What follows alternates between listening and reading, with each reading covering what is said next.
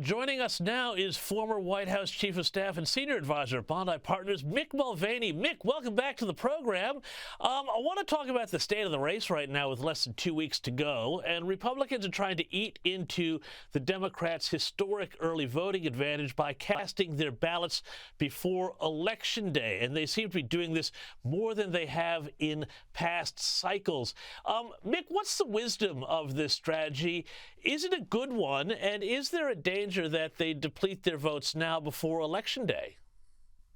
No, there's no danger of depleting your vote, James, because a vote counts. Once it's cast, it's cast. I like the early voting strategy. I always have, because you never know who might get sick, who might just get busy. You never know where the weather might be bad, especially in a lot of those swing states in the Northeast and the Midwest. So no, I like the early strategy.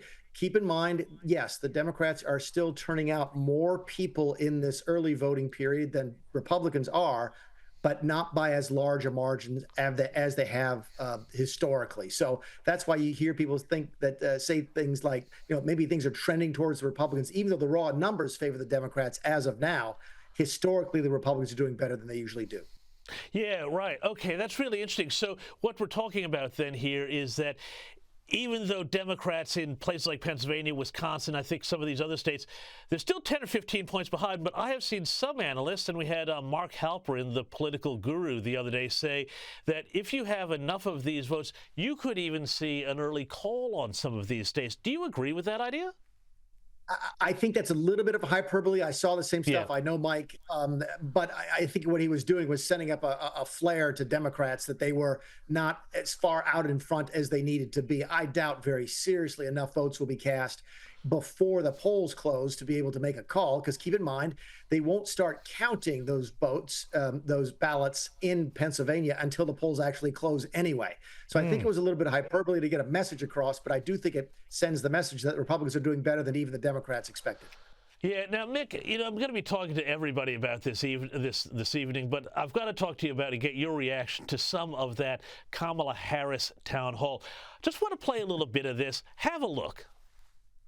Some voters, though, might ask, you've been in the White House for 4 years. You were vice president, not the president. But why wasn't any of that done for the last 4 years?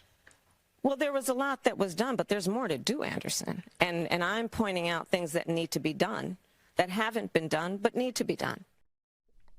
Mick, it always just feels like watching her that she thought Veep was an instruction guide and not a sitcom. How can she have no coherent answer? You've worked on plenty of political campaigns to such obvious questions this late in the day. It's a serious question. I'll give you a serious answer. She's untested. She's untried. This is her first real campaign for national office. Yes, she tried to run for president in 2020, but was such a horrible candidate. Even though she had a great rollout, she was out of the race before the Iowa caucuses, which is the first in our election cycles here. So she's just never done this before. These are easy questions, James. This is not the hard stuff. This is not like asking Tim Walz why he said he was in Tiananmen Square when he wasn't. This is, what do you want to do when you are president? Look, if she loses, I think these clips will be what go down in history as the reason that she loses. Back in the 1970s, you remember that Ted Kennedy got asked a question by Roger Mudd. Back in the time, there was only 3 news channels in this country, so everybody was watching. And he asked a very easy question of Senator Kennedy: why do you want to be president? And Ted couldn't answer the question, and it ended his presidential aspirations. This is the same thing. This is in that same ballpark. These are the easy questions that every candidate should be able to answer, and she doesn't have a clue, and it's not going over very well. Yeah, and it's not because I noted that David Axelrod, who's a former strategist and advisor to Barack Obama, so, this is a guy who knows a thing or two about winning a campaign.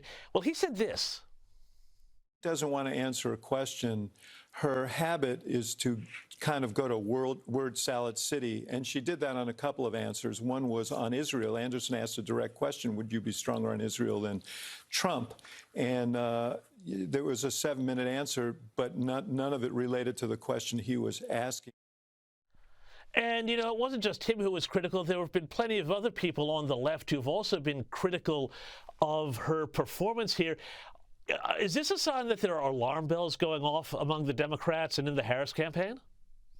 Oh, sure. There's alarm bells left and right. That Mike Halperin thing is something. The David Axelrod thing is another. Keep in mind, she did an interview with Fox News last week. I can't remember if you and I talked about that or not, or we talked about that when you and I had dinner last week. By the way, it was great to see you when I was in Great to Sydney. see you as always.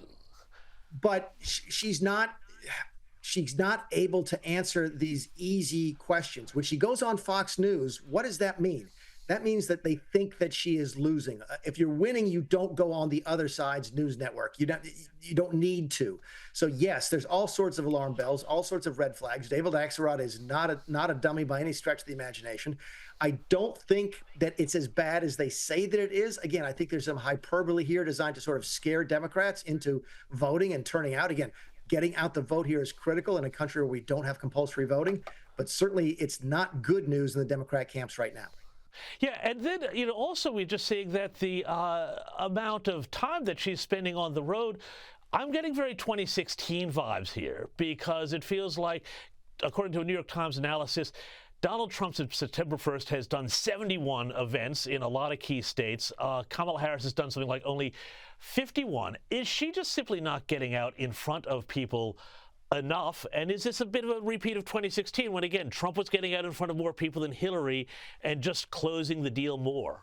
Tuesday morning, all the chatter was about the fact that she had no events scheduled for that day.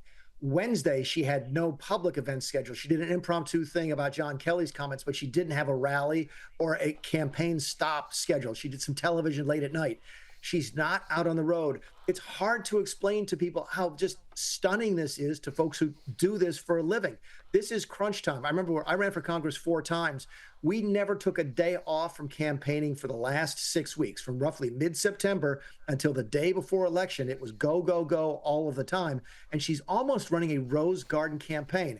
I don't know if it's laziness. I don't know if she's tired. I don't know if they've decided that the more the public sees of her, the less they like. But she is taking a very, very unusual approach to these last couple of weeks of the campaign. Mick Mulvaney, it certainly is unusual, and we'll see what happens. Thank you so much for your time.